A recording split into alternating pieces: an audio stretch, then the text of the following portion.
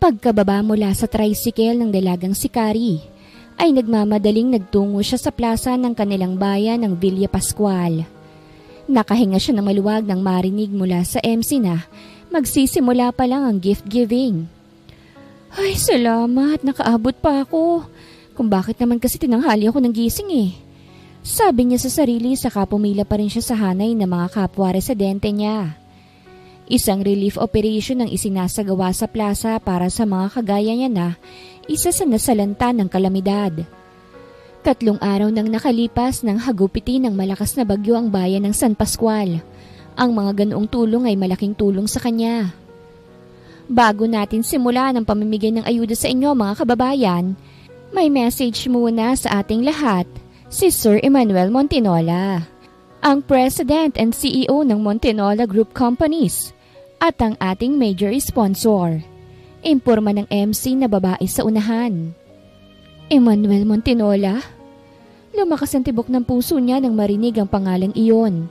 Hindi siya maaaring magkamali sa hinalang nabubuo sa isip niya.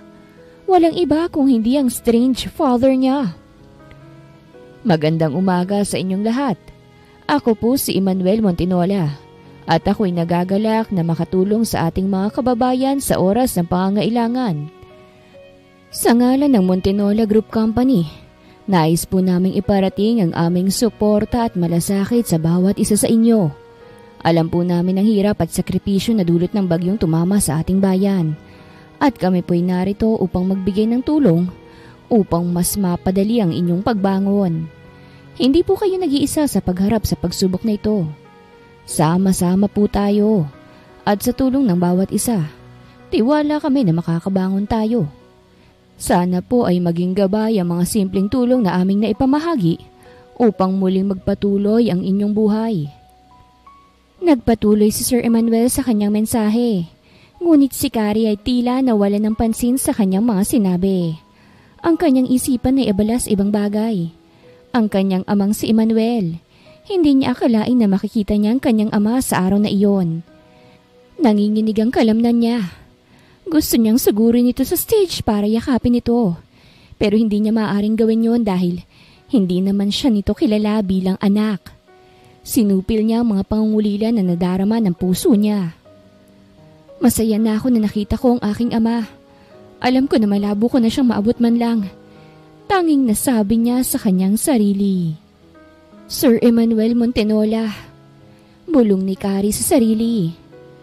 Kung alam mo lang na narito ako ngayon, ang iyong anak. Sa pagkakapila niyang iyon, hindi niya namalayan na tumulo na ang luha niya.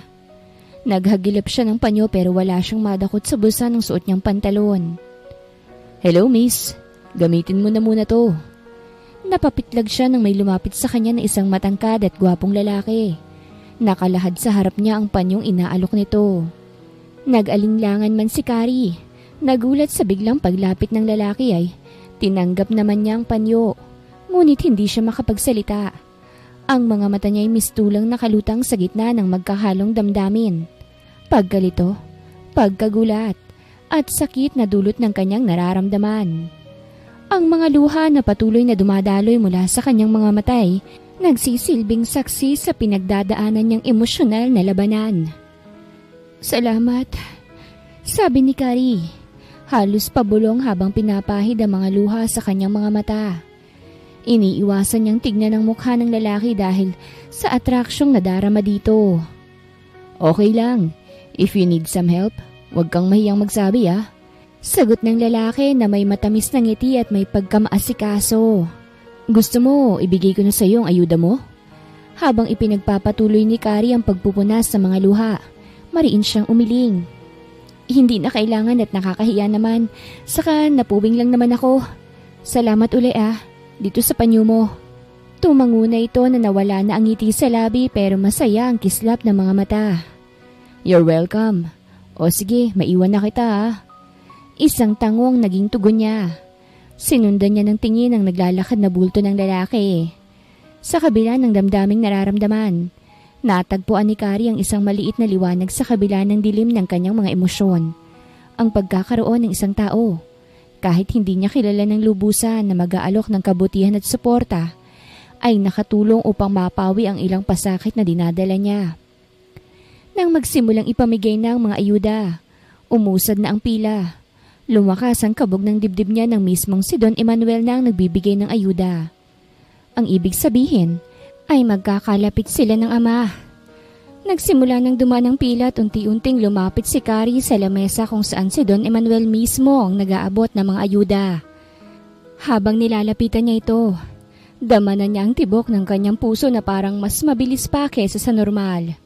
Ang bawat hakbang niya ay tila isang bigat ng mga taon ng paghihintay at pangarap na muling makita ang ama. "Magandang araw po, sir." Bati ni Carrie nang makalapit siya. Tumingin si Don Emanuel sa kanya at ngumiti ng magaan. "Magandang araw din, iha." Sagot niya.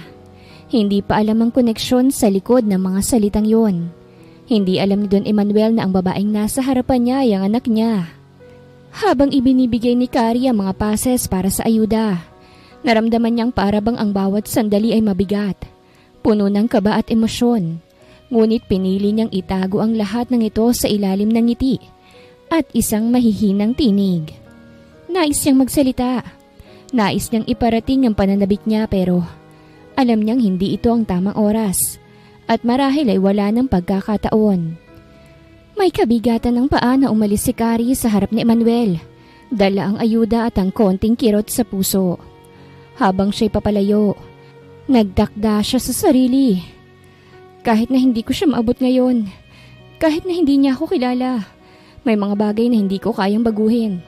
Ang tanging magagawa ko ay tanggapin ang sitwasyon at patuloy na magpatuloy na lang sa buhay. Sa pag-alis niya sa plaza ay hinanap niya ng tingin ng lalaking nag-abot sa kanya ng panyo. Subalit hindi niya na ito nakita pa. Masayang pumasok sa loob ng kanilang bahay na gawa sa kahoy si Carrie na bitbit ang ilang eco bag ng ayuda. Kauuwi niya lang galing sa plaza. "Inay, nandito na ho ako." Pagbati niyang sabi nang nasa may pinto na siya. "Saka, alam niyo po ba, nakita ko siya, ang tatay." Natigilan siya nang mapansing hindi na gumagalaw ang ina niyang si Clarita sa pagkakahiga nito sa papag. Tuwid na ang paa nito habang nakalaylay ang mga kamay. "Inay! Inay!" Mabilis niyang dinaluhan ang sariling ina. Kaagad niyang itsinek ang puso at pusuhan nito pero wala nang tumitibok pa. "Inay!" Narinig sa apat na sulok ng kabahayan ang pag-iyak niya dulot ng paghihinagpis. Sa tulong ng mga kapitbahay niya, naisugod pa ni Carrie ang ina sa ospital. Subalit, dead on arrival na si Clarita dahil sa atake sa puso. Sa ospital, hindi pa rin makapaniwala si Carrie sa nangyari. Parang isang masakit na panaginip na ayaw magising. Nakasalubong niya ang mga mata ng doktor ngunit ang tanging naipadama lang nito ay ang malungkot na pag-iling. "Pasensya na," sabi ng doktor. "Hindi na po natin siya naisalba." Ang puso ni Carrie ay tila lumulupasay sa bigat ng nararamdaman. Kailangan niyang tanggapin na wala ng ina. Hindi na niya muling madarama ang mga haplos at mga kwento nito. "Pasensya na po, inay." Ang tanging nasambit ni Carrie habang nakayuko. Hindi malaman kung anong dapat na gawin sa mga oras ng matinding kalungkutan. Hindi niya alam kung papaanong haharapin ang hinaharap ng wala ang ina sa kanyang buhay. Bumalik siya sa kanilang bahay. Ang mga ekobag ng ayuda na pinilit niyang buhatin, ngayon ay magaan na tulad ng mga alalahanin na hindi na kayang bitbitin ng puso. Sa bawat hakbang na tinatahak niya patungo sa kanilang tahanan, parang mas lalo pang lumiliit ang kanyang mundo. Wala na ang pinaka-importanteng tao sa kanyang buhay. Pumunta siya sa kwarto ni Clarita. Ang mga gamit ng inay na iwan. Ngunit ang mga alaala nito'y patuloy na naglalaro sa kanyang isipan. Ang mga tawanan, ang mga simpleng pag-uusap, at ang mga simpleng bagay na nagpapatibay sa kanilang pagmamahalan bilang mag-ina. At sa bawat sulok ng bahay na yon, naroroon ang ala-ala ng kanyang ina, na kahit wala na sa mundong ibabaw, ay patuloy na mananatili sa puso ni Carrie. Doon din sinabi ni Clarita ang pagiging love child niya nito kay Manuel Montinola. Lumapit siya sa higaan ng ina. Hinaplos yun. Isang tahimik na panalangin ang sumiik mula sa puso ni Kari. Inay, sana hindi ko kayo iniwan. Sorry po. Salamat sa lahat ng pag-aaruga at sa pagmamahal na ibinigay ninyo. Hindi ko po kayo makakalimutan. Makalipas ang 3 araw ay inilibing na ang kanyang ina. Nagpatuloy ang mga araw ni Kari at nagtrabaho siya bilang serbedora sa karinderya. Puno ng lungkot at pangungulila ngunit natutunan niyang tanggapin na ang buhay ay patuloy na magpapatuloy. Karina! Karina, lumabas ka dyan! Nagkandabangon si Kari mula sa pagkakahiga ng marinig ang tila pagalit na sigaw ng isang babae sa labas ng bahay. Nagmamadali siyang tumayo sa kabinuksan nito. Oh, Tita Minda, kayo pala. Mamay, kailangan po ba kayo? Pinagtaasan siya ng kilay ng kapatid ng namayapa niyang ina. Abat ang kapal na mukha mo at nandito ka pa rin sa bahay na ito ah. Oo, ano ho bang ibig ninyong sabihin? Nagtatakang tanong niya sa tiyahin. Hindi mo ba alam ha? Na nangutang sa akin ng iyong ina at ginawa niyang collateral ang bahay at lupa ninyo. At ngayong patay na si Clarita at hindi niya na ako mababayaran pa, kaya't kukunin ko ng bahay at lupa ninyo. Matigas na sabi ni Minda. Pero Tiyang, papaano ho ako? Wala ho akong ibang mapupuntahan. Nag-aalalang sabi niya. Alam niya na nangutang dito ang inay niya para pambili ng gamot nito sa puso. Pinanlisikan siya ni Minda ng tingin. Wala akong pakialam. Kailangan bukas ng umaga wala ka na rito sa bahay na ito. Kung hindi ipadadampot kita sa pulis. Nahintatakutan siya. Kilala niya ang tita Minda niya na maraming koneksyon. Nakakariwasa ito sa buhay pero ubod ng mata pobre. Tita, pamangkin po ninyo ako. Maawa naman po kayo sa akin oh. Anak ako ng kapatid niyo kahit ito na lang po sana maging tulong niyo sa akin. Ang payagang magstay ako sa bahay na ito. Pakikiusap niya na nagpipigil mapaiyak. Hindi ako maaawa sa iyo, Karina. Wala akong pakialam kung pamangkin kita. Basta't kailangan na pagising ko wala ka na sa bahay na ito. Mariing sabi ni Minda. Napaiyak na lang siya nang talikuran siya ng tiyahin at iniwan na siya sa bahay na nakatakdang mawala na sa kanya. Mabilis na lumipas sa mga araw at gabi para kay Kari. Habang siya'y nagtatrabaho sa karinderya, patuloy siyang binabalot ng lungkot at takot sa kanyang kalagayan. Ang ideya ng pagkakawala ng kanilang tahanan ay parang isang madilim na ulap na hindi niya matakasan. Ngunit hindi siya nawawalan ng pag-asa. Alam niyang kailangan niyang magsikap upang mabuhay. At kung kinakailangan, lumaban para sa sarili. Isang araw, habang abala siya sa paglilingkod sa mga customer sa karinderya, dumating ang isang babae. Mataas ang tindig, nakaputi, at may mapang-akit na ngiti. Lumapit ito kay Kari at nagsimula silang mag-usap. Hello, Karina, tama ba?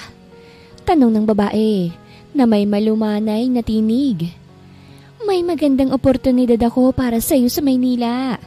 Isang trabaho na siguradong magpapabago sa buhay mo. Ako nga pala si Amanda. Napaisip si Kari. Ang alok na yon ay nagbigay sa kanya ng pag-asa. Ano pong trabaho ate? Tanong niya. Hindi sigurado kung anong klaseng oportunidad ang tinutukoy ng babae. Malamang hindi ka pa handa sa detalye. Pero tiyak naman na magugustuhan mo ito. Sagot ng babae na parang nagsisigurado sa kanyang salita. Ilang oras lang ang biyahe at tutulungan kita na mag-settle sa Maynila.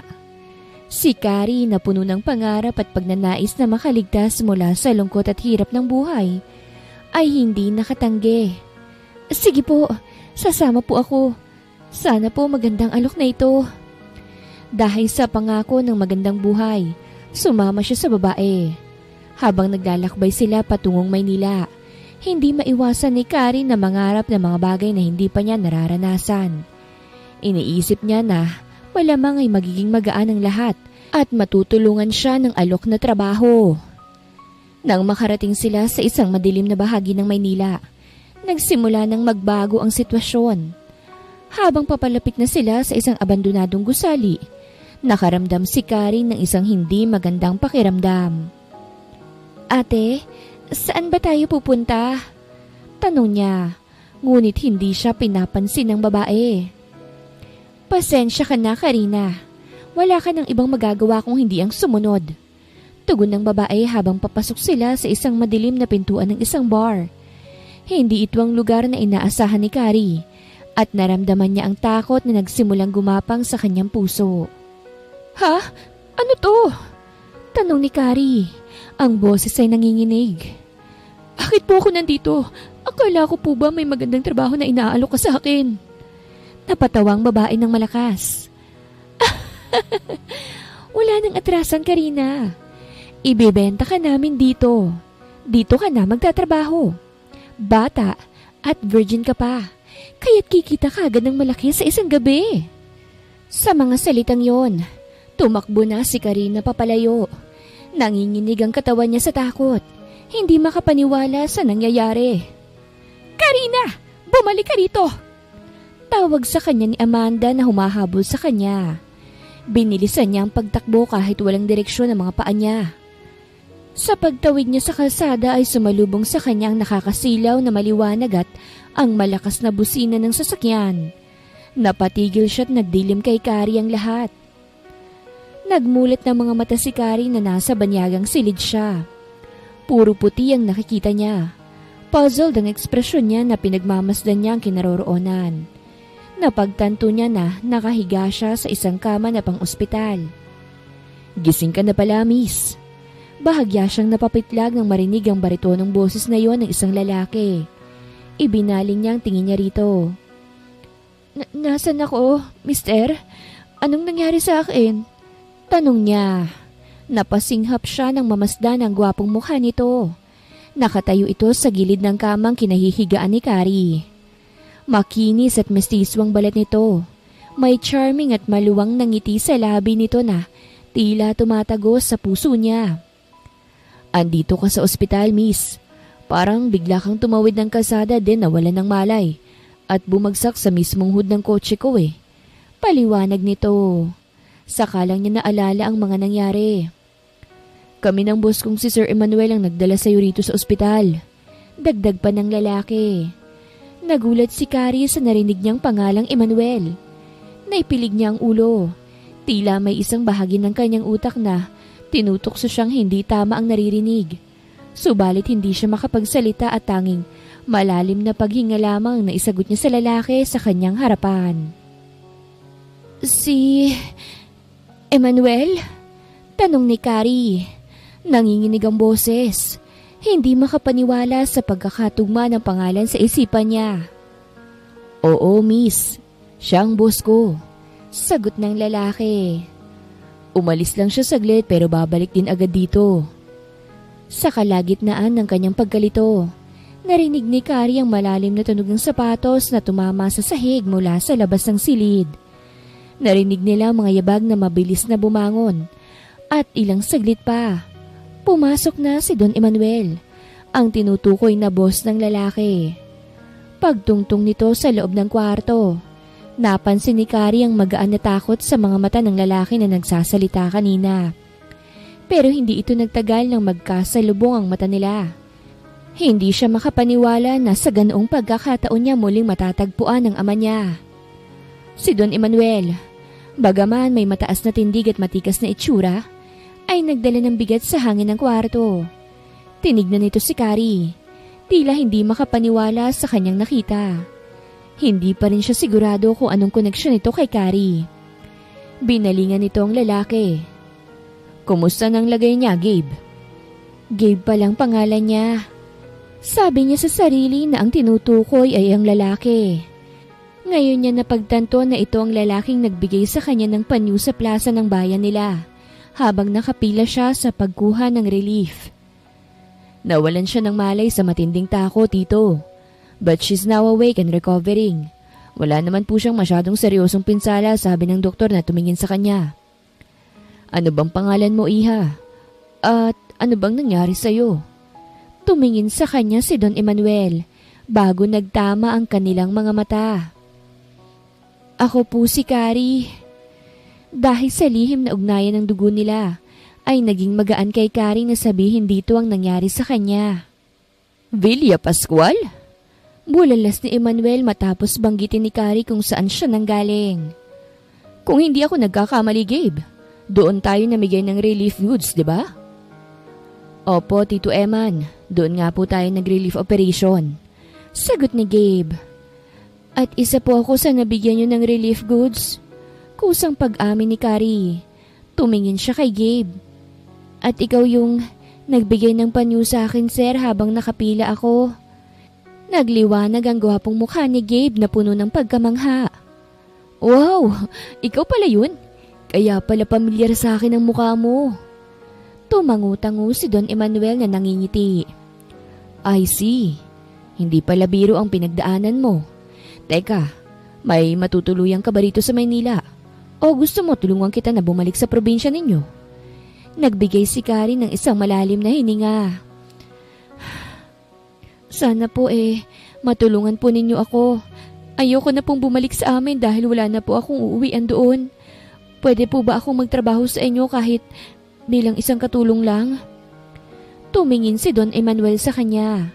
Naguguluhan pa rin ngunit nakita ang pagnanais at pagpapakumbaba sa mga mata ni Carrie. Sigurado ka ba, iha? Tanong ni Don Emanuel. Hindi pa rin sigurado sa sitwasyon. Wala po akong ibang choice, sir. Kung pwede po, magtatrabaho na lang po ako. Kahit po bilang katulong. Pwede po ba? Nagmamakaawang sabi ni Carrie. Tumingin si Don Emanuel sa kanya at nag-isip saglit. Hindi pa niya alam ang buong kwento ni Carrie. Pero sa likod ng lahat ng ito, merong isang damdamin ng awa at pagkabigla na hindi kayang itago. Tumango siya sa wakas. Kung iyon ang gusto mo, Carrie, tutulong ako sa iyo. Ngunit kailangan nating mag-usap pa ng mabuti, ha? Baka may iba pang mga bagay na i-consider ako sa pagtanggap ko sa iyo. Ang mahalaga ngayon ay magpagaling ka muna. Nagpasalamat si Carrie at nagpasya na magsimula ng bagong buhay. Hindi man malaman ni Emanuel na anak siya nito ay kontento na siya na makasama kahit papaano ang ama. Ang bagong simula ay nagbigay sa kanya ng pag-asa. Pag-asa na unti-unting magbubukas ng mga pinto ng kanyang buhay. Sa loob ng mansyon ni Don Emanuel, isang bagong simulang nag-aantay kay Carrie. Ang malaking bahay na puno ng mga silid, malalawak na pasilyo at magagarbong kasangkapan ay tila isang mundo na malayo sa buhay na dati niyang kilala. Paglabas niya ng ospital, ay isinama na siya ni Emanuel sa mansyon nito. Araw ng kanyang unang trabaho sa mansyon at kitang-kita ang pagkamangha sa mga mata ni Carrie habang pinagmamasdan ng mga bagong kagamitan at ang mga alaga ng pamilya ni Don Emanuel. Bagamat hindi pa siya ganap na sanay sa mga bagong gawain, sinubukan niya magpursige. Hindi rin maitatago ang pagkabighani ni Carrie sa mga tanawin at ang presensya ng isang lugar na tila puno ng mga pagkakataon. Inay, kasama ko na ang aking itay. Nandito po ako ngayon sa kanilang bahay. Pagkausap ni Carrie sa lumang picture ni Clarita habang solo siya sa maid's quarter. Okay lang po na hindi niya malaman na anak niya ako. Basta't ang mahalaga ay kasama ko siya. Pagbubutihan ko po ang trabaho ko rito, inay. Isang linggo matapos magsimula si Carrie sa trabaho bilang katulong sa mansyon ni Don Emanuel, tila nagiging mas magaan ang buhay niya. Nagsimula nang matutunan ni Carrie ang mga gawain sa mansyon at nakikilala ng ibang mga tao sa paligid. Ngunit may isang bagay na nagdudulot ng kaba sa kanyang dibdib. Hindi pa rin sila nakakapag-usap ng buo ni Don Emanuel. Hindi pa rin niya matukoy ang mga nararamdaman niya patungkol sa kanya. Palagi lang silang magkausap tungkol sa mga maliliit na bagay. Hindi na umaabot sa mas personal na usapan. Ngunit isang araw, nagbago ang lahat nang dumating si Anika, ang half-sister ni Don Emanuel, mula ito sa ibang bansa. Nasa hardin si Carrie, abala sa pag-aalaga ng mga bulaklak. Nang marinig niyang malalakas na yabag ng sapatos na tumatama sa marmol na sahig ng mansyon, bumangon siya at naglakad patungo sa veranda. At doon, nakita niya si Anika na dumating kasama ang isang kasamahan. Si Anika ay isang magandang babae na nasa kalagitnaan ng edad. May balat na tan at mahahabang buhok na kaakit-akit. Mabilis na tumingin si Carrie sa kanilang direksyon at napansin ng matalim na tingin ni Anika na agad siyang binansagan na. Babaeng hindi karapat-dapat. Hindi nakaligtas kay Carrie ang malamig na pagtanggap ni Anika. "Oh, so ikaw na pala ang bagong katulong," sabi ni Anika habang tinitignan siya mula ulo hanggang paa. "I didn't expect na Don Manuel would allow someone like you into his house." Si Carrie, bagaman na-offend, pilit na ngumiti. "Magandang araw po, Ma'am Anika." Magalang na sagot ni Carrie. Ngumisi naman si Anika, ngunit hindi ito isang ngiting masaya. Aba magalang pa, pero I don't care. Lumakad siya papasok sa mansyon. Nagkaroon ng kaba sa dibdib si Carrie ngunit hindi siya nagbigay ng kahit na anong sagot. Ibinaling na lang niyang atensyon sa pagtulong kay Don Emanuel na nagmamasid mula sa itaas ng hagdanan. Pero isang bagay ang malinaw sa kanya. Hindi siya ang magiging kaalyado sa bahay na ito. Sa isang hapunan, napansin ni Carrie na tila may hindi pagkakasunduan si Anika at Don Emanuel. Nang papasok si Carrie sa dining hall upang maghatid ng pagkain, narinig niyang nag-uusap ang dalawa sa isang sulok.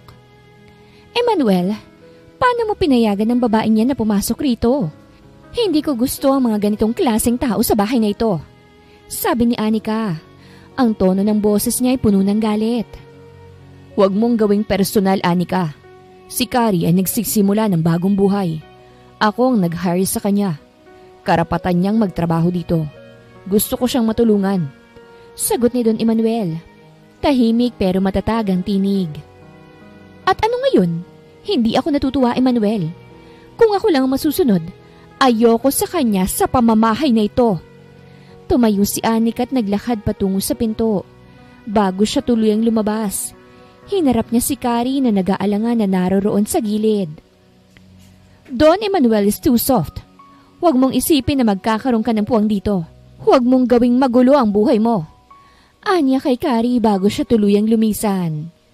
Hindi malaman ni Carrie kung paano tatanggapin ang mga sinabi ni Anika. Habang nagliligpit siya ng mga gamit sa dining hall, may mga tanong na pumapasok sa kanyang isipan. Bakit ba ganoon si Anika? Ano bang dahilan ng galit nito? Kinabukasan, nagkaroon ng pagkakataon si Carrie na makausap si Don Emanuel ng mag-isa. Nasa veranda siya, nagdidilig ng mga halaman nang biglang dumating si Don Emanuel. "Carrie, I need to ask you something," sabi ni Don Emanuel. Seryoso ang itsura. "Kamusta ka na?" "Okay po ako, Sir Emanuel. Salamat po sa lahat ng tulong ninyo," sagot ni Carrie na may kababaan ng loob. Si Anika, hindi siya masaya sa sitwasyon, sabi ni Emanuel. Minsan mahirap para sa kanya na tanggapin ang mga pagbabago. Pero ako, handa akong tulungan ka. Kung may problema ka kay Anika, sabihin mo lang. Napalunok si Carrie. "Hindi po, sir. Hindi ko po siya gustong makaaway. Ang gusto ko lang naman po ay magtrabaho. Huwag po kayong mag-alala." Ngunit bago pa man makapagsalita si Don Emanuel, narinig nilang muli ang mga yabag na paparating. Si Anika, kasama ang mga kasama niya, ay dumaan sa harap nila at hindi nakaligtas kay Anika ang kanilang usapan. "Huwag mong gawing komplikado, Emanuel. Hindi ko na kailangan ng anumang drama sa bahay na ito," wika ni Anika nang mabilis na dumaan. "Anika?" tawag ni Don Emanuel. Ngunit hindi na tumigil si Anika at mabilis na umalis. Tumingin si Carrie kay Don Emanuel. "Sir, hindi ko po kayang maging sanhi ng gulo. Gusto ko rin naman po siyang makasundo eh." Si Don Emanuel ay tumango at ngumiti ng mahina. "Basta Carrie, hindi kita pababayaan. Ipagpatuloy mo lang ang iyong trabaho at laging tatandaan na may pamilya kang aasahan dito." Habang patuloy na nararanasan ni Carrie ang hirap ng buhay sa mansyon ni Don Emmanuel, hindi rin nawawala ang presensya ni Anika. Para itong isang anino na hindi maiiwasan. Si Anika ay patuloy na nagiging hadlang sa bawat hakbang na tinatahak ni Carrie. Ngunit sa kabila ng lahat ng ito, hindi nawawala ang pag-asa ni Carrie. Alam niyang may mga puwersa sa paligid na maghahatid ng unos. Ngunit ang pamilya ni Don Emmanuel ay may halaga. At ang oportunidad na ibinibigay sa kanya ay siyang magsisilbing gabay sa kanyang bagong buhay. Carrie, pwede ka bang sumama sa akin sa pag-alis ko ngayon? Tanong ni Don Emmanuel sa dalaga na abala sa pagwawalis ng marangyang salas ng Montinola. Tumigil saglit sa ginagawa si Carrie. Opo sir, pwede naman po. Patapos na po ako sa pagwawalis ko ngayong hapon eh. Nakangiting tumango ito. Okay, good. Iyahatid kita sa bahay ni Gabe. Maipapadala ako mga papeles na need niyong mapirmahan as operations manager ng kumpanya. Magagahon na kasi ako sa oras kapag ako pang nagdala. Tumango siya. Sige po sir, maliligo na po muna ako. Okay sige, aantayin kita rito sa labas.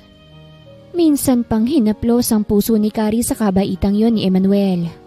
Kahit sa ganoong paraan ay nararamdaman niya ang pagkaama nito sa kanya. Mga ilang sandali pa ay nagbalik na sa sala si Carrie. Nakapagsuot na rin siya ng bagong damit. Hanggang sasakay na siya sa kotse ni Emmanuel. May personal driver ito pero magkatabi sila sa backseat. Habang tumatakbo ang kotse sa kahabaan ng kalsada, napuno ng katahimikan ang loob ng sasakyan.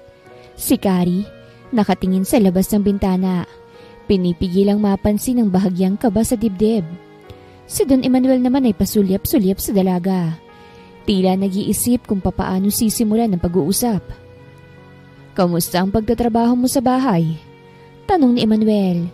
Sinusubukang gawing magaan ang pag-uusap. Hindi ka ba naman nahihirapan? Okay naman po ako, sir. Nagagamay ko naman na po ang mga trabaho ko. Sagot ni Carrie. Bahagyang ngumiti. Nung una po'y nahihirapan akong mag-adjust. Pero mabait naman po kayo kaya't nasasanay na rin po ako. Maliban lang sa kapatid nitong si Anika. Tumango si Emmanuel. Tila may tinatandaan sa tono ng tinig ng dalaga. Mabuti naman. Ano nga palang natapos mo sa pag-aaral, Carrie? Napakurap si Carrie at kagading sumagot. Senior high lang po. Hindi na po nakayanang mag-aral ng kolehiyo noon eh. Dahil sa kasalatan po sa pera. At nagkasakit po sa puso noon ang inay ko. Gusto niyang sabihin dito ang pangalan ng ina pero pinigilan niya ang sarili. May kung anong kurot sa dibdib ni Emmanuel. Hindi niya alam kung bakit parang may pamilyar sa boses ng dalaga. Sa mga galaw nito, parang may piraso ng nakaraan na hindi niya matukoy. Kung gusto mo, pag-aaralin kita, Carrie. Kahit saang university at course na gusto mo. Seryosong sambit ni Emmanuel. Alam mo, namatay ang asawa ko 2 years ago nang hindi kami nagkakaroon ng anak. At ikaw, hindi lang katulong ang tingin ko sa iyo kung hindi para na kitang anak. Maraming salamat po, sir. Mahina ngunit taus-pusong sagot ni Carrie. Pinipigilan niya ang emosyong humahaplos sa puso niya. Pero saka na lang po siguro, sir. Hayaan niyo po muna na tumagal ako sa pagtatrabaho ko sa inyo para worth it naman po na pag-aralin po ninyo ako. Tumahimik silang muli, ngunit hindi na ito alangan. Sa halip, ang katahimikan ay naging komportabling espasyo para sa dalawang pusong tila nagkakakilala sa ibang antas. Isang ama na hindi alam na ang kaharap ay ang anak na hindi niya nakilala. At isang anak na matagal nang naghahangad na maramdaman ang pagmamahal ng ama. Makalipas ang ilang minuto, huminto ang kotse sa harap ng isang modernong townhouse. Nandito na tayo, wika ni Emmanuel. Sabihin mo kay Gabe na huwag kalimutang pirmahan ang mga dokumento bago bukas ng umaga. Opo sir, makakarating po. Sagot ni Carrie sa kadahan-dahang bumaba ng sasakyan. Bago siya tuluyang pumasok sa loob, muli siyang lumingon. Ingat po kayo. Ngumiti si Emmanuel. Ikaw rin, mag-iingat ka. Sorry Carrie kung hindi na kita maihatid pag-uwi ah. Outside Metro Manila kasi ang next appointment ko ngayon. Tumango na lang si Kari at inabutan siya ni Emmanuel ng pera ng pamasaheng niyang pabalik ng mansyon. At tumalikod na siya. Habang pinagmamasdan ni Emmanuel ang papalayong figura ni Kari, hindi niya mapigilan ang pagdaloy ng isang damdaming matagal na niyang hindi nararamdaman. Isang kakaibang koneksyon, isang hindi maipaliwanag na kirot sa puso. Dahil nakabukas ang gate ng bahay ni Gabe, malayang nakapasok si Kari. Agad niyang naramdaman ang kakaibang katahimikan sa loob. Hindi tipikal para sa isang katulad ni Gabe na laging maingay at masigla. Pagtuntong niya sa sala, nakita niya agad ang binata. Nakahiga sa malamig na sahig. Hawak ang isang walang lamang bote ng alak at tila walang malay. Mabilis siyang lumapit. "Sir Gabe!" Tawag niya. Marahang niyuyugyug ang balikat nito. "Sir Gabe! Ayos ka lang ba?" Ipinatong muna niya sa center table ang mga dala niyang papeles. Dumilat si Gabe. Mabigat ang mga mata. At bahagyang ngumiti ng mamataan si Kari. "Kari, ikaw ba yan? Anghel ka ba?" Napailing si Kari at napabuntong hininga. "Anghel agad? Tama na nga yan. Tumayo ka na dyan. Ano bang nangyayari sa'yo, ha?" Naamoy niya ang amoy alak na hininga nito. Ang gwapo pa rin nito sa paningin niya. Ngunit imbis na tumayo, hinila siya ni Gabe ng mahina. Kaya't napaupo siya sa tabi nito. "Alam mo ba, Kari? Ngayon ko lang na-realize na maganda ka pala." Lasing man, ramdam ni Kari ang bigat ng damdaming kalakip ng mga salita nito. "Oo, promise yun."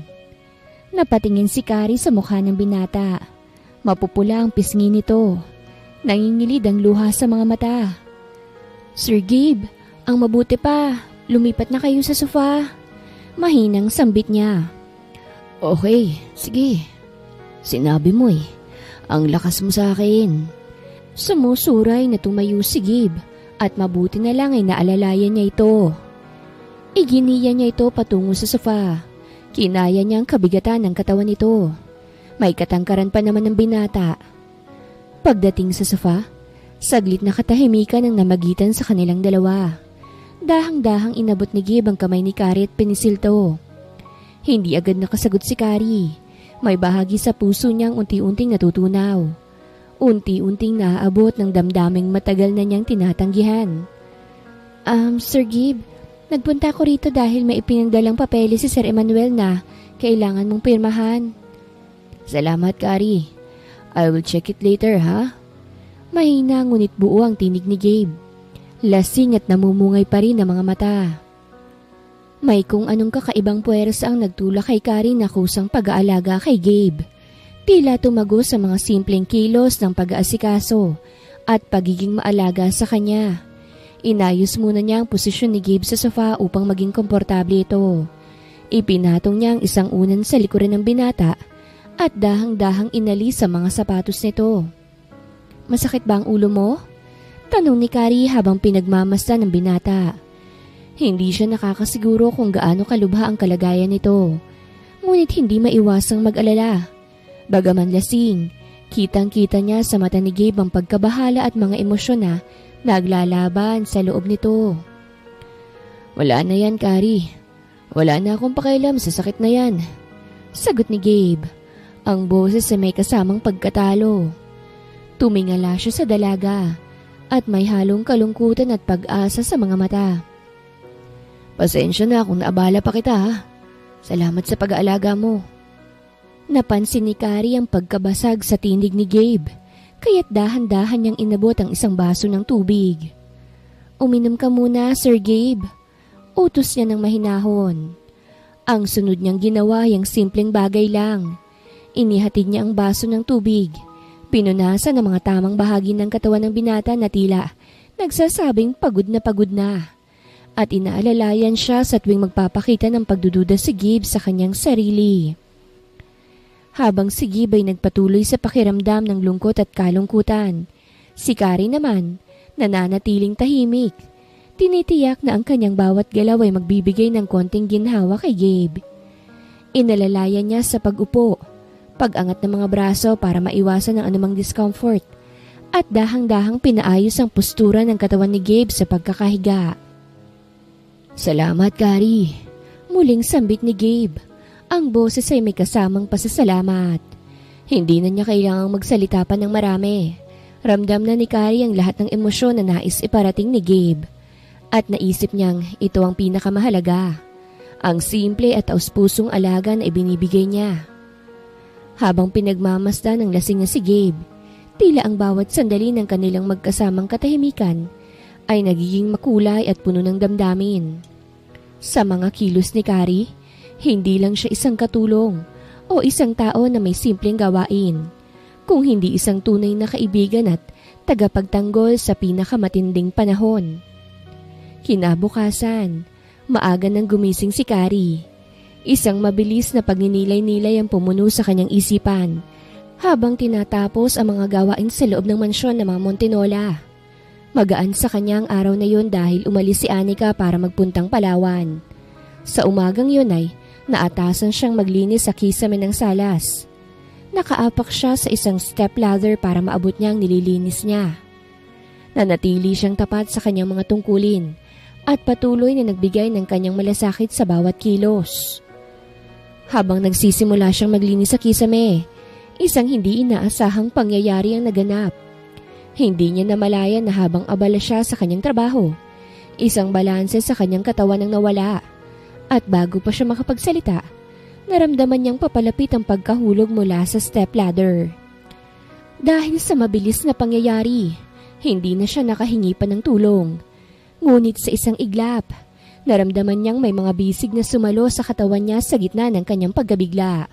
Sa kanya napagtantong si Gabe na may mga braso na nakasapu sa kanyang katawan upang hindi siya magpatuloy sa pagkahulog. "Ano nangyari?" Nagmamadaling tanong ni Gabe habang tinitiyak ang kalagayan ni Kari. "Kari, okay ka lang ba?" Hindi na nakasagot si Kari.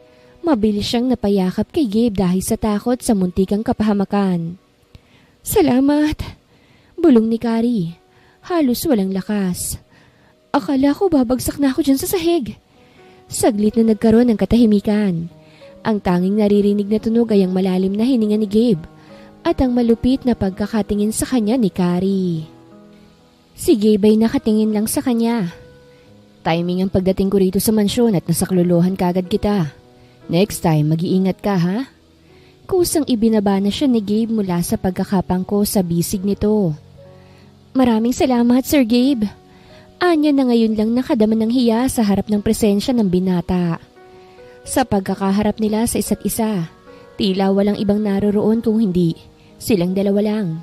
Silang nagkakaugnay at nagsasama sa magkasunod na pagnanasa ng pagtulong at pagtanggap. "Oops, may bayad yung tulong ko, ha?" Ngumisi si Gabe. Nagulat si Kari. "Ha? Ano po yun? Wala pa po akong pera at hindi pa naman po ako nasweldo, Sir Gabe." Tumawa ito. "Calm down, Kari. Saluhan mo na lang akong kumain ng breakfast. Mabuti rin na may kakwentuhan ako habang hinihintay ko ang Tito Emmanuel." At nakahinga siya ng maluwag. Pero kaagad din siyang nag-alinlangan. "Pero sir, katulong po ako dito at dapat ay pinagsisilbihan ko po kayo." "Stop thinking like that, Kari. Sige na, magpapaserve na ako ng breakfast natin kay Manang Amy sa garden." Wala nang nagawa si Kari nang magtungo si Gabe sa kitchen para sa utos nito. Habang magkaharap silang nakapwesto sa table na nasa ilalim ng matayog na puno ng mangga sa garden, may kakaibang pakiramdam si Kari. Hindi lamang siya nakakaramdam ng kagalakan sa simpleng alok ni Gabe na magkasalo sa pagkain, kung hindi may mga tanong din sa kanyang isipan. Nais niyang malaman kung anong klaseng tao ba si Gabe. Isang binatang hindi lamang mayaman at malakas, kung hindi may malasakit din sa mga katulad niya. Sa mga mata ni Kari, si Gabe ay isang misteryo na tila may iba pang mga aspeto na hindi pa niya lubos na nauunawaan. Habang naghihintay ng pagkain, dumaan ang isang katahimikan sa kanilang dalawa. Si Gabe, bagaman mukhang walang kabahabahala, ay may mga pananaw na malalim na nakatago sa kanyang mga mata. Si Kari naman na abala sa pagmamasid ay Hindi makapagdesisyon kung paano siya magtatanong o magsasalita. Ngunit nang magsimulang dumating ang pagkain, nagkaroon siya ng lakas ng loob na magsimula ng usapan. Sir Gabe, pasisimula ni Carrie habang nag-aayos ng kanilang pagkain sa mesa. Sorry nga po pala kung iniwan ko rin kayo agad sa bahay niyo kahapon Kinailangan ko na po kasing bumalik agad dito sa mansyon. Tumingin si Gabe sa kanya at ngumiti ng konti. It's alright, Carrie. Ako ngang nahihiya sa'yo dahil naabutan mo ko on my drunken state. Saka pala, wag ka nang magpo at tawagin akong sir. It seems na hindi naman nagkakalayo ang mga edad natin. Sa pagkakataong yun ay nalaman niya na 2 taon lang ang agwat sa kanya ni Gabe. Medyo naalinlangan si Carrie. Okay, sige Gabe. Matanong ko lang, kung hindi ninyo mamasamain, bakit kasi kayo naglasing kahapon? Nagsimula na rin siyang sumubo ng pagkain. Nilalabanan at nagagawa niyang pakisamahan ang kakaibang epekto ni Gabe sa kanya. Napahinto si Gabe sa pagkain at tinitigan siya ng maigi. Yesterday was the saddest day of my life, Carrie. 6 years ago, parehong nasawi sa road rage ang mga magulang ko. I was left alone. Simpatyadong pinagmamasdan niya ang mukha nito. Sorry kung naungkat ko pa yun Ganap niyang nalaman ang malalim na dahilan ni Gabe kung bakit ito ganoon. Inisip niyang hindi lang siya ang may alalahanin sa buhay. Pati si Gabe, na tila may sariling pasanin at may nararamdaman siyang awa. Naramdaman din niya ang isang realization ang naganap sa kanilang dalawa. Isang koneksyon na unti-unting nabubuo sa kabila ng kanilang magkaibang posisyon sa buhay. Okay lang yun. Kapag ganong death anniversary nila, hindi talaga ako napasok sa work. Most of the time, nagpapakalunod ako sa alak para malimutan ang nangyari. Muling sumubo ng pagkain si Gabe. I understand, masakit po talaga mawala ng magulang at maging mag-isa na lang. At ikinwento niya kay Gabe ang mga pinagdaanan niya sa buhay. Malaki ang utang na loob ko kay Sir Emmanuel dahil nagkaroon ako ng bagong direksyon sa buhay ko. Kung pwede nga lang niyang sabihin kay Gabe na totoong ama niya ang amo niya. Kailangan niyang maging maingat sa lihim na katotohanan yun na pinanghahawakan niya. I see. Alam mo, parehas tayong tumatanaw ng utang na loob kay Tito Emmanuel.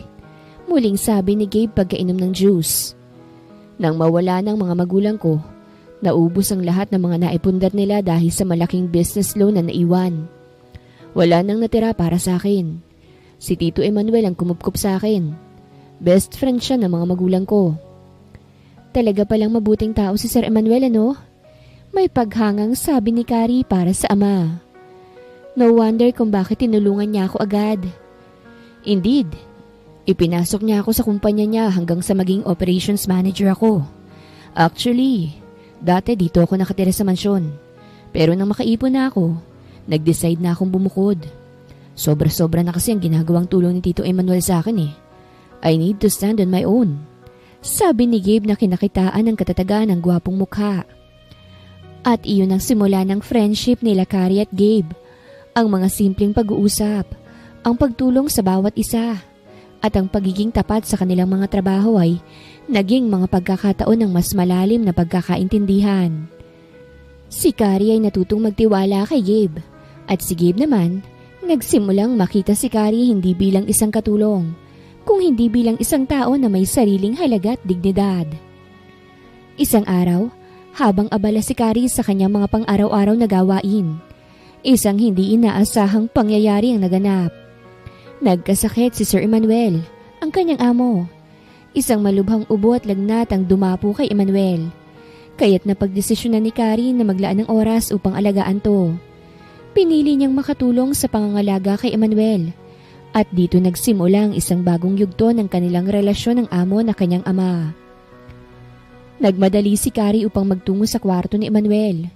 Nang makita niyang matamlay ang kalagayan ng matanda, agad siyang nagdesisyon na magbigay ng kanyang buong pansin dito.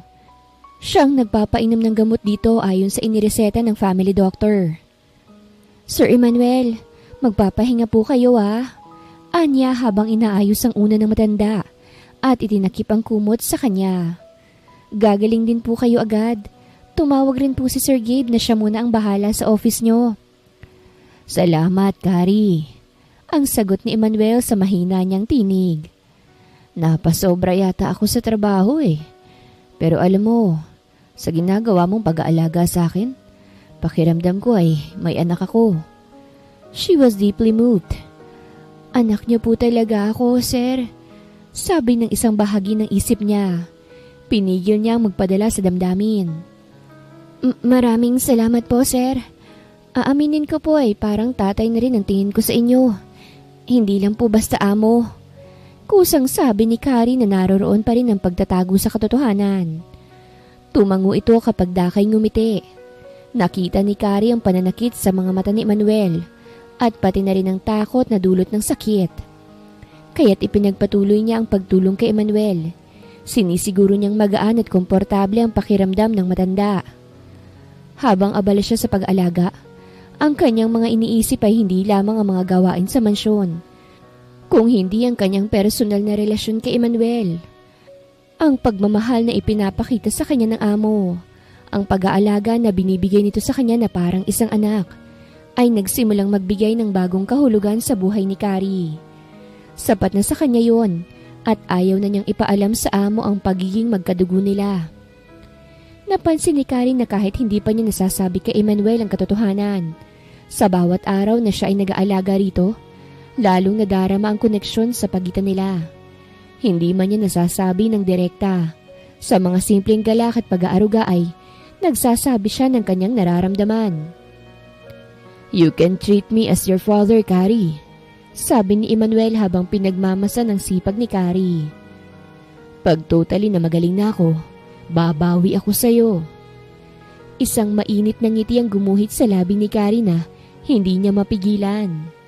Sa kabila ng pagkakaibang posisyon nila sa buhay, ang tiwala at malasakit na binubuo nila ay nagsisilbing pundasyon ng isang pamilya.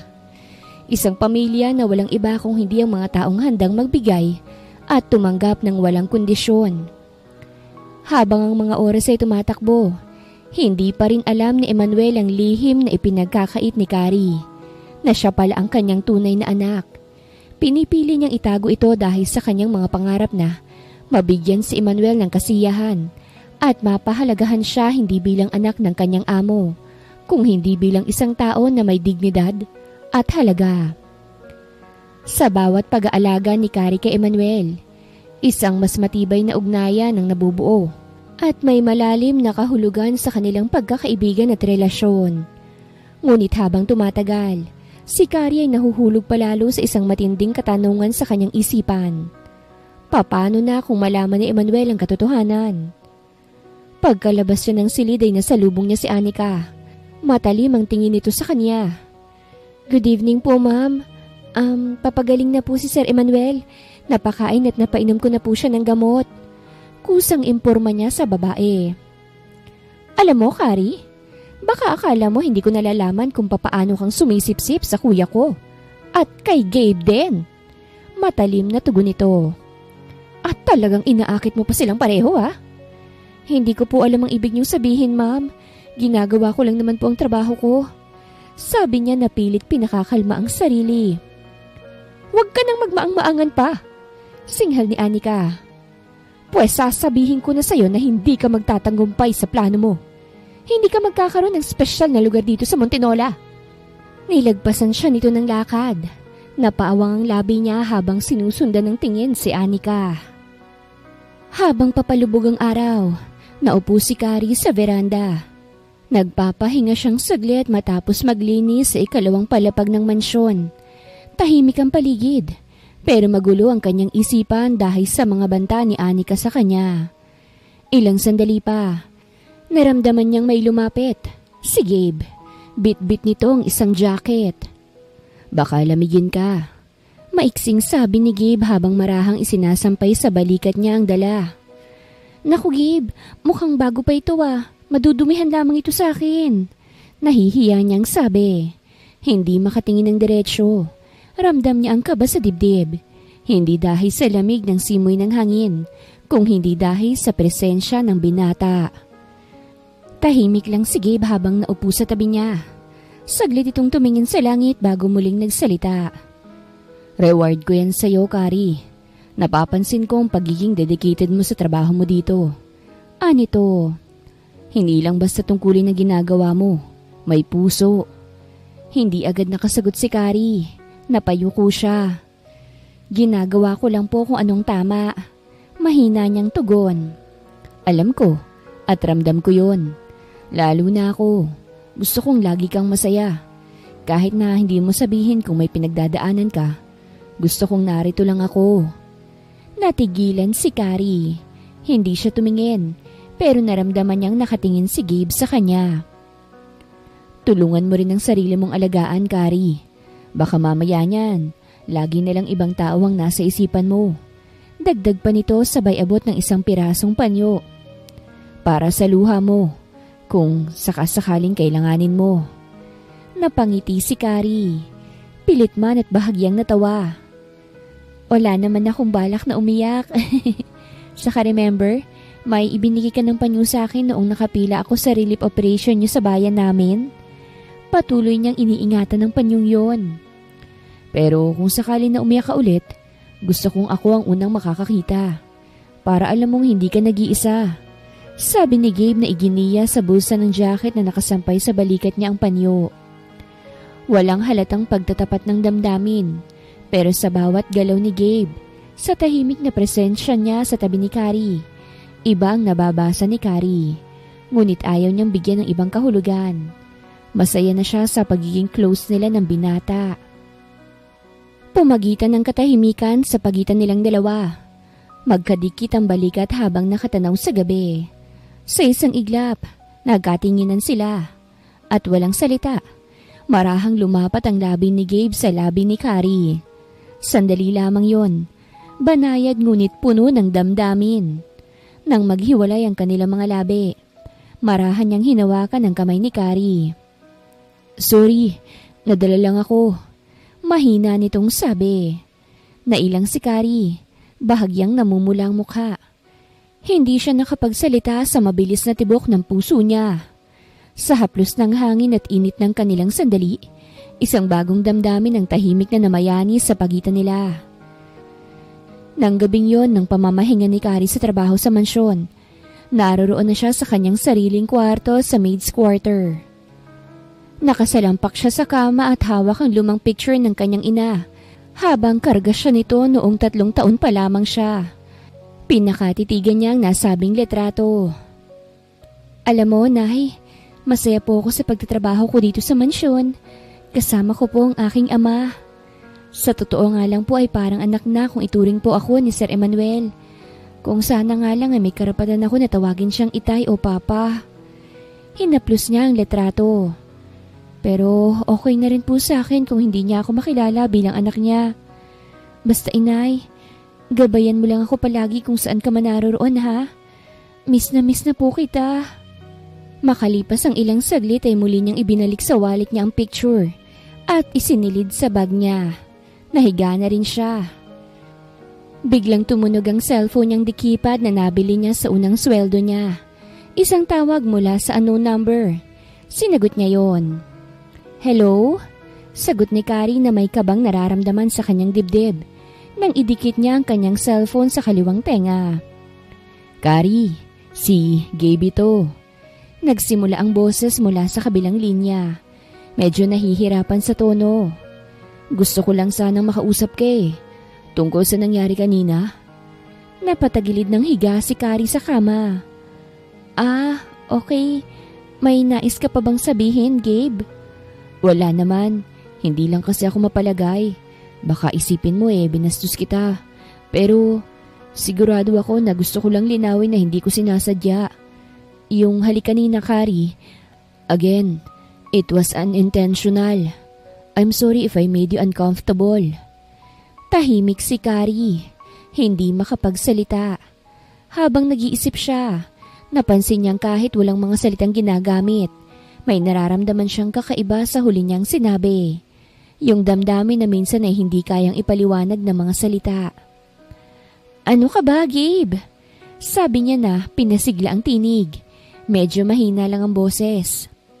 Wala kang dapat ipag-alala sa akin. Gets ko naman ang paliwanag mo. Salamat, Kari Tugon ni Gabe. Pero gusto ko lang siguraduhin na klaro sa atin kung anong ibig sabihin ng lahat ng yon. Ayokong magka-misunderstanding. Kung may nararamdaman kang hindi okay, sana sabihin mo agad sa akin. Bumuntong hininga si Kari at pumikit ang mga mata. Pakiramdam niya ay isang bigat ang pumasok sa kanyang puso. Salamat, Gabe. Siguro nga may mga bagay na kailangan ko pa rin maintindihan. Pero huwag ka mag-alala. Hindi ko naman yun masyadong iniisip. Nararamdaman ko na hindi madali sa iyo ang lahat ng nangyayari. Pero nandito lang ako, Kari. Kung kailangan mo ng kausap o kung may gusto kong sabihin, nandito ako para makinig. Itinutok ni Kari ang mga mata sa kisame habang ang hangin ay dumaan sa bintana. Huwag kang mag-alala sa akin, Gabe, dahil kaya ko naman ang sarili ko. Pero salamat. Salamat dahil lagi kang andyan para sa akin. Sa kabilang linya, narinig ni Kari ang malalim na paghinga ni Gabe at naramdaman niyang wala nang saloobin si Gabe kung hindi ang magbigay ng suporta sa kanya. Gusto ko sana, masaya ka palagi. Sabi ni Gabe nang may pagkabigo sa kanyang boses na hindi nakaligtas sa pandinig ni Kari. Kari, sana patuloy kang maging okay Ngumiti si Kari ng konti. Thank you, I'll figure it out. Matapos ang ilang segundong katahimikan, narinig niyang muling nagsalita si Gabe. Good night, Kari. I hope you'll get some rest. Good night din, Gabe. Sagot niya sabay tapos ng tawag. Habang binabaybay ni Kari ang kanyang mga naiisip, nakaramdam siya ng magkahalong saya at kalungkutan. Ang mga salitang narinig niya mula kay Gabe ay nagdulot ng mga bagong katanungan sa kanyang isipan. Ngunit higit sa lahat, ang mga ito'y nagsilbing paalala sa kanya ng mga relasyon at koneksyon na unti-unting nagiging masalimuot. Ngunit puno rin ng tunay na pag-aalaga. Nakahiga si Kari sa kanyang kama. Naalala niya ang yumaong ina. Hindi niya alam kung anong hinaharap para sa kanya. Ang mga nararamdaman niya para kay Emmanuel at Gabe ay nagsimulang maghalo. At tila ba ang mga galak at pagsubok sa kanya ay magkasamang sumusubok sa kanyang mga desisyon. Pero isang bagay ang sigurado si Kari. Ang kanyang buhay ay puno ng mga bagong pagkakataon. At kung paano niya ito haharapin, ay nasa kanyang mga kamay. Habang ang oras ay dumaan, natulog siyang may bahagyang ngiti sa labi, bagaman puno ng katanungan ng kanyang isipan. Ang malalakas na katok sa pinto ang gumising kay Kari kinabukasan. Kari! Lumabas ka dyan! Harapin mo ko! Nagmamadaling bumangon si Kari at pinagbuksan ng pinto si Anika. May kailangan po ba kayo sa akin, ma'am? Isang sampal ang binitawan nito sa mukha niya. Walang hiya ka?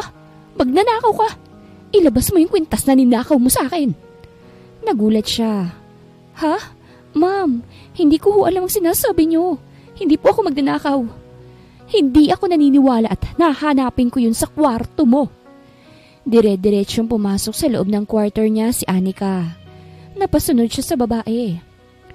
Naghalughog si Anika sa mga gamit niya hanggang sa nakuha ang bag niya. Ma'am, kahit guluhin yung gamit ko, wala po sa akin ang kwintas ninyo. Anya na kinakabahan na rin. Pues ano to ha? Bakit nasa bag mo to? Mula sa loob ng bag niya, inilabas ni Anika ang isang gold necklace. Magnanakaw ka talaga? Ma'am, hindi ko alam kung paano. Nagkanda buhol-buhol na sabi ni Kari. Maging siya'y nagulat kung papaanong napunta sa bag niya na sabing alahas. Pinagpawisan siya ng malamig. Pagsisisihan mo to, Kari. Ang laki pa naman ng tiwala sa'yo ni Kuya Emmanuel. Ipakukulong kita. Galit na sabi ni Anika. Habang naroroon si Anika, galit na galit at patuloy na pinalalakas ang kanyang mga boses. Nakaramdam si Kari ng isang malalim na pangingilabot sa kanyang puso. Hindi niya alam kung paanong napunta ang kwintas sa kanyang bag. Ngunit natatakot siyang mawalan ng tiwala sa kanya si Emmanuel. May mga pagkakataon kasi na tila ba ang mga sitwasyon ay mabilis na tumatakbo. At ang mga maling akusasyon ay tila may kapangyarihang baguhin ang lahat ng bagay na may kahulugan sa kanya. Ma'am Anika, please, Nagmamakaawa ko. Ang sabi ni Kari. Ang kanyang boses ay nanginginig, puno ng takot at kalituhan. Hindi ko ho talaga alam kung paanong napunta ang kwintas na yan sa bag ko. Wala ho akong ginawang masama. Si Anika ay tila hindi na makinig pa. Hindi pinapansin ang mga paliwanag ni Kari. Pero bago pa man ito magsalita muli, narinig nila ang malalim na boses ni Emmanuel mula sa malayo. Anika, tumigil ka na! Ang boses ni Emmanuel ay puno ng otoridad at sa bawat hakbang niyang papalapit, nagkaroon ng isang katahimikan sa pagitan nila ni Anika. Dumating si Emmanuel at agad tong nagtakda ng distansya sa pagitan ni Anika at ni Kari. Anika! Ang simula ni Emmanuel. Ang tono ng kanyang boses ay malumanay ngunit matatag. Huwag mong gagalawin ang aking anak. Ang lahat ay nagulat sa sinabing yun ni Emmanuel. Hindi maipinta ang mukha ni Anika. Hindi makapaniwalang napatingin si Kari kay Emmanuel. Alam niyo na po. Paano po ninyo nalaman? Kuya, pati ba naman sa drama ng babae niyan maniniwala ka? Ninakawan na nga ako eh. Giit ni Anika. Kung may magnanakaw dito, ikaw yon, Anika. Matalim na akusan ni Emmanuel. Alam ko nang lahat ng mga ginagawa mong pagnanakaw ng pera sa kumpanya. At ngayon idadamay mo pa si Kari na aking anak?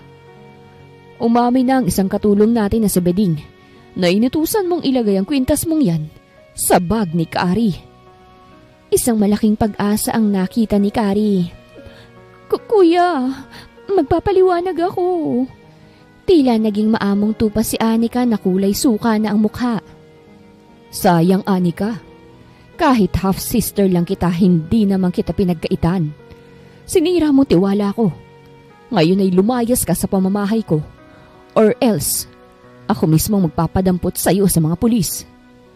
Wala nang nagawa si Anika kung hindi ang umalis sa harap nila.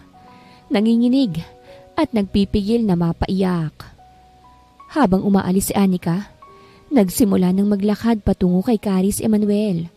Ang kanyang mga matay puno ng pag-aalala ngunit may kasamang tapang. Tumigil siya sa harap ng anak at dahang-dahang inabot ang kanyang mga kamay upang hawakan ang mga balikat nito. Kari, ang simula ni Emmanuel, ang tinig ay malumanay. Kagabi, pupuntahan sana kita sa silid mo para may ibigay sa'yo. Narinig ko nakausap mo ang isang picture. At narinig mo pong lahat ng sinabi ko? Si Kari na hindi pa rin makapaniwala sa mga sandaling iyon. Nagkatinginan sila. At sa mga mata ni Kari, nakita ni Emmanuel ang lahat ng mga tanong at pangarap na nais niyang sagutin. Nag-umpisa itong magsalitang muli. Oo, wala sana akong balak makinig pa pero binanggit mo na itay mo ako, Kari. Pero sapat na po ba yun para maniwala nga kayo na anak po ninyo ako? Tanong ni Kari. Ang boses ay puno pa rin ng takot ngunit may kasamang paghanga. Si Emmanuel ay nagsimulang magkwento. Alam mo, Iha, sorry kung nakialam ako sa gamit mo. Kagabi nung tulog kay kinuha ko ang lumang picture sa bag mo at nakita ko na si Clarita ang naroroon. Siya nga ang unang babaeng minahal ko. Naging katulong siya ng pamilya namin noon at nagkaibigan kami. Pero pinaghiwalay kami ng aking mga magulang dahil ayaw nila kay Clarita. Umalis siyang hindi ko alam kung saan nagpunta. At maging ang pagdadalang tao niya na bunga ng isang gabi ng pagkalimot namin sa aming mga sarili. Ang totoo po niya ay wala po akong balak na ipalam sa iyo ang katotohanan. Mangiyak-ngiyak na sabi ni Kari. Masaya't kontento na po ako na makasama ka bilang aking amo. Kari, sa unang pagkikita pa lang natin, ang nararamdaman ko'y hindi ko kayang maipaliwanag. Pagpapatuloy ni Emmanuel. Ngayon alam ko na ikaw ang anak ko at gagawin kong lahat upang protektahan ka. Hayaan mo kong makabawi sa'yo. At sayang nga lang at wala na si Clarita. Ayoko nang magkalayo pa tayo. Mahalagang sandali ito para kay Kari. At sa bawat salitang binitawan ni Emmanuel, unti-unting natutunaw ang kanyang mga takot. Nais man niyang magtanong pa ng marami ngunit Alam niyang may mga bagay na ang puso lamang ang makakaintindi. Sa huli, nang hawakan siya ni Emmanuel sa kamay, naramdaman ni Carrie ang malalim na koneksyon sa kanilang dalawa. Ang lahat ng mga kalituhan na tanong sa kanyang isipan ay napawi at nagkaroon siya ng lakas mula sa pag-ibig na tanging isang ama ang kayang magbigay. Salamat po. Mahina ang boses ngunit taos-pusong sabi ni Carrie. Salamat sa pagtanggap sa akin bilang inyong anak. Ngumiti si Emmanuel at niyakap si Carrie.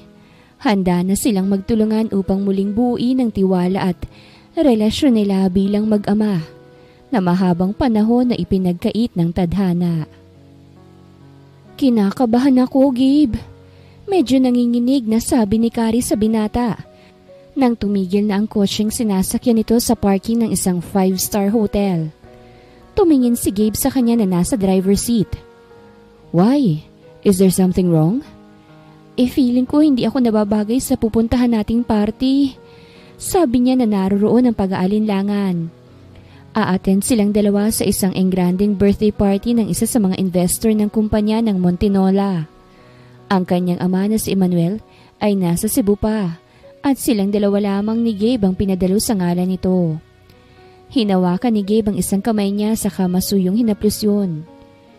You're a truly Montinola, Carrie.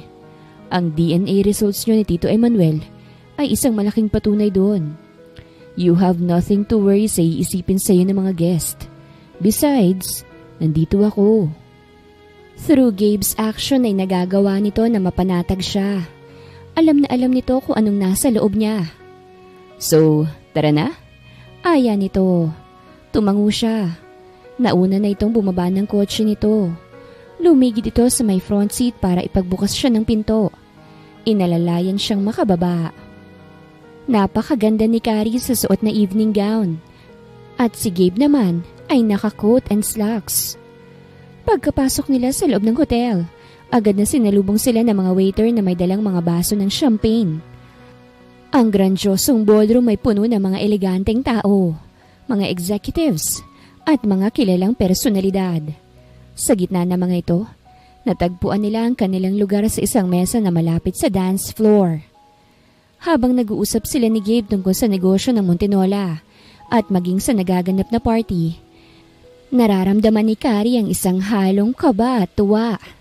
Hindi niya maiwasang magtaka kung tama bang desisyon niya na umattend dito sa isang ganoong ka-high profile na party.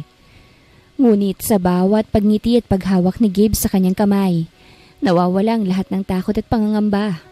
Sa pagkakabunyag ng katotohanan ay nagbago na ang buhay ni Carrie. Ngayon pa lang, masanay ka na sa buhay mo bilang isang Montinola, sabi ni Gabe. Oo nga eh. Alam mo ba, hindi ko naman pinangarap ang ganitong buhay. Wala nga akong balak na ipaalam sa ama ko na anak niya ako. Pero unexpected ang mga nangyari. Anya, ang dami ko pang dapat matutunan pero masaya ako na nakapag-aral pa rin ako. In-enroll siya ni Emmanuel sa isang fast-paced course sa business management. May mga ibang training din siya for social etiquette na nagagamit na niya. It's your destiny, Carrie. Pinakatitigan ni Gabe ang mukha niya. After all, you deserve it. Malayo ka na sa babaeng inabutan ko ng panyo noon. But you're still the same lady that I admire. Minsan pang lumakas ang kabog ng dibdib niya. Ang lakas ng tibok ng puso niya. Pagkatapos ng ilang sandali, isang malumanay na awit mula sa isang live band ang pumuno sa buong silid.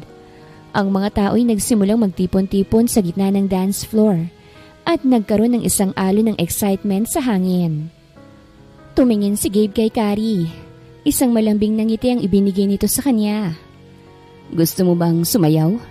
Tanong nito ng may pag-aalalang tono. Ngunit alam na alam ni Carrie na hindi lang siya nagtatanong para sa pakiramdam niya, kung hindi para sa kanilang dalawa. Tumango si Carrie. Hindi na iniisip ang mga mata ng ibang tao. Yes, I'd love to. Inalalayan siya ni Gabe patungo sa gitna ng dance floor. Habang nagsisimula ang musika, ang kanilang mga katawan ay nagsabay sa malambing na galaw. Tila nagsasayaw sa hangin. Ang mga mata ni Gabe ay hindi kailanman umiwas mula sa kanya. Ang bawat galaw ay puno ng pagmamahal at alaga. Si Carrie naman, kahit na may ilang pag-aalinlangan ay nawala sa lahat ng ito. Nawawala ang takot at nagiging isang bahagi ng romantikong sandali. Habang umiikot ang mundo sa paligid nila, natutunan ni Carrie na hindi niya kailangang mag-alala. Ang mahalaga ay ang pagiging totoo nila sa isa't isa. At sa gabing yon, wala nang ibang mas mahalaga kung hindi ang kanilang pagiging magkasama sa bawat galak at bawat sayaw. Pagkalipas ng ilang oras mula pagkaalis ng magarbong party, natanaw nila Gabe at Carrie ang madilim na kalangitan habang sakay ng kotse. Malakas ang buhos ng ulan sa kalagitnaan ng gabi. At bago pa man sila makaalis ng hotel, ang kalsada ay natabunan na ng tubig ng baha. Parang hindi tayo makakauwi nito Ani Carrie nang tumigil sila sa pag-andar. Ang bilis ng pagtaas ng tubig. Sumandal si Gabe sa driver's seat. Isang banayad na ngiti ang ibinuga sa kabila ng sitwasyon. Don't worry, Carrie. We'll figure it out. But for now, we're together. Dahil sa patuloy na pag-ulan, napagpasyahan nilang umuwi sa townhouse ni Gabe. Pagpasok nila, agad tong nagbigay ng tuwa at ginhawa. Ang init ng loob ng bahay ay nagbigay ng pansamantalang kaligayahan, habang ang tunog ng ulan ay nagbigay ng feel-good vibes sa kanilang paligid. Habang nag-aayos sa mga gamit, pinunasan ni Gabe ang basa niyang buhok at tinawag si Carrie upang umupo sa isang maliit na sofa.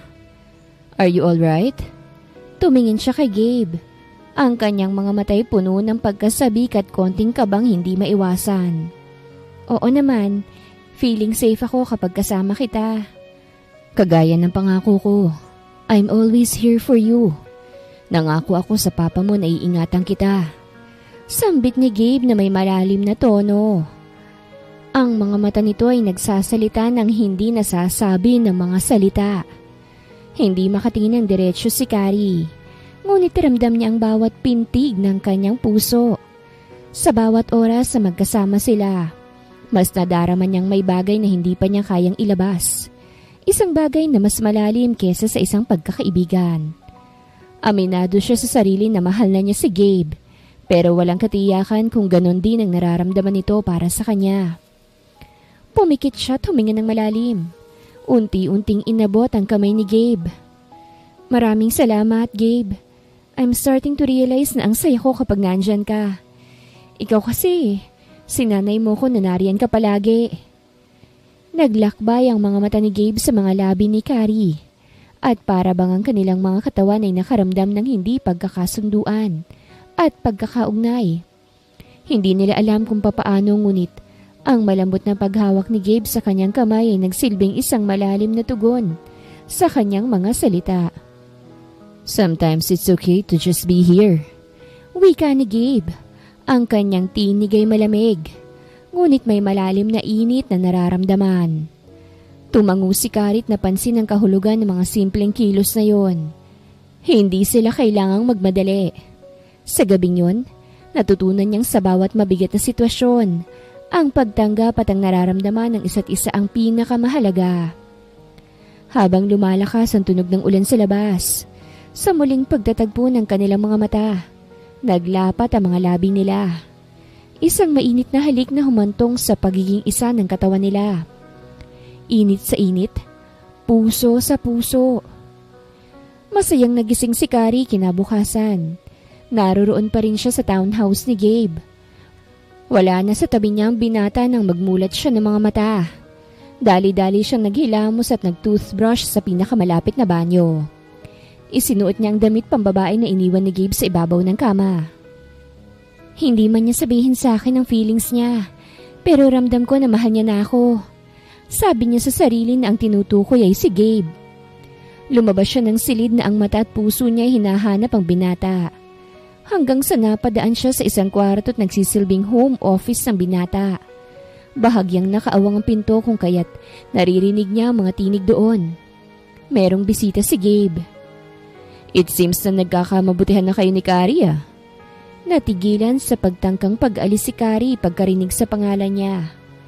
Curious at excited siya sa magiging tugon ng binata. Bahagya niyang ikinubli ang sarili sa likod ng pinto. Of course, I'm happy para sa aming dalawa. Narinig niyang sabi ni Gabe. Dapat lang na maging masaya ka, no? Tugon ng bisita. Nangyari ang mga plano mo. Napaibig mo si Carrie. At kapag nagkatuluyan na kayo, mapupunta na sa iyo ang pagiging CEO ng kumpanya. Gaya ng kondisyon ni Sir Emmanuel sa iyo na mapaibig ang long-lost daughter niya. Nadurog ang puso ni Carrie sa narinig. Ang lahat ng mga matatamis na salita at kilos ni Gabe. Ang mga sandaling pinagsamahan nila. Lahat pala'y isang mahabang kasinungalingan. Isang maayos na plano para makamit ang posisyon at kayamanan. Parang nabuhusan ng malamig na tubig ang katawan niya. Ang mga ngiti ni Gabe, ang mga yakap, ang mga halik. Biglang naging mapait at nakakasuka sa kanyang alaala. Ang sayang kanyang nararamdaman kaninang umaga ay napalitan na ng matinding kalungkutan at galit. Pagdating ni Carrie sa mansyon, naroroon na ang kanyang ama. Nakaupo ito sa sala. Ang mukha ay puno ng pagsisisi. Niyakap siya ni Carrie at doon niya nilabas ang lahat ng kanyang hinanakit. Papa, nalaman ko na po ang lahat. Ang plano niyo ni Gabe. Ang boses ni Carrie ay nanginginig. Sinabi niya ang lahat ng narinig niya sa townhouse ng binata. Huminga ng malalim si Sir Emmanuel. Anak, patawarin mo ko. Hindi ko dapat ginawa yun. Akala ko makakatulong to para kay Gabe. Nagkamali ako. Pero Papa, bakit? Bakit niyo ginawa yun? Ang mga luha ni Carrie ay muling umagos. The plan is true, Iha. Gusto ko na maging maayos ang lagay ng kumpanya, lalo na't ikaw na ang susunod sa akin. Gusto ko na si Gabe ang mapangasawa mo para mapanatag ako. Pero kung hindi mo naman siya gusto ay malaya kang magmahal ng iba. Pinunasan ni Emmanuel ang mga luhang umaagos sa kanyang mga mata. Pero nasaktan ako, Papa. Dahil mahal ko na siya. Sobrang sakit na malaman kung anong totoong intensyon niya. Akala ko po mahal niya rin po ako. Alam ko, anak, at humihingi ako ng tawad. Niyakap ni Emmanuel ng mahigpit si Carrie. I think mag-uusap kayo ni Gabe. Kilala ko ang batang yon. Hindi yun vocal sa mga feelings niya. He is a man of action. Nag-alinlangan si Carrie, pero ang payo ng kanyang ama ay may katuturan. May bahagi sa kanya na umaasa pa rin. Isang maliit na tinig na nagsasabing, baka nga may paliwanag si Gabe. Baka may iba pang dahilan. Baka mali lang ang kanyang pagkakaintindi. Carrie, pwede ba tayong mag-usap? Si Gabe na lumapit sa kanya sa garden ng mansyon ng umagang yon. Ang boses ay halos pabulong na. Bigla ka kasing umalis nang walang paalam sa bahay kahapon. Then, hindi ka sumasagot sa mga calls at chats ko. Umupo si Carrie sa isang steel bench paharap sa binata. Hindi niya alam kung saan magsisimula. Sinimula ni Gabe ang pagsasalita. Narinig ko ang plano niyo ni Papa. Ang lahat-lahat. I admit na pumayag ako sa plano ng Papa mo. Gusto kong makuha ang posisyon sa kumpanya. Pero para sa'yo. Para sa kinabukasan natin. Akala ko yun ang paraan para maprotektahan kita. Pero bakit kailangan mong gamitin ako? Tumayo siyang muli. Hindi kita ginamit, Carrie. Oo, sumunod ako kay Tito Emmanuel pero habang tumatagal, nahuhulog na ako sa'yo ng totoo. Hindi ko sinasadyang ma-inlove sa'yo. Ang mga sinabi ko, ang mga ginawa ko, totoo yun. Mahal kita. Ang mga luha ni Gabe ay umaagos na rin. Napabuntong hininga si Carrie. Ang mga salitang naririnig niya mula kay Gabe ay hindi niya inaasahan. Ang sakit na nararamdaman niya ay unti-unting nawawala. Napalitan ng pag-asa. At hindi na part yun ng plano niya ni Papa? Muling tanong niya. Oo, planado man ang lahat pero Hindi ko kayang kontrolin ang puso ko. Tumingin si Carrie kay Gabe. Ang mga mata nito'y puno ng pagsisisi at pagmamahal.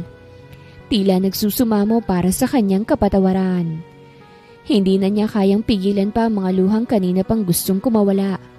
Hindi dahil sa sakit, kung hindi dahil sa isang kakaibang damdamin. Isang damdamin na mas malakas kesa sa galit.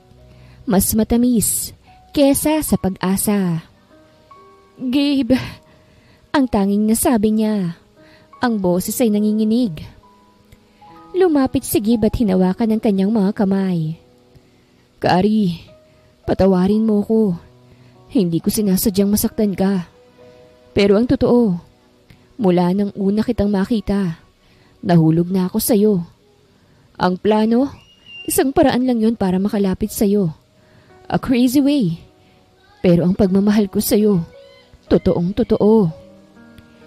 Isang mainit na yakap ang sumunod.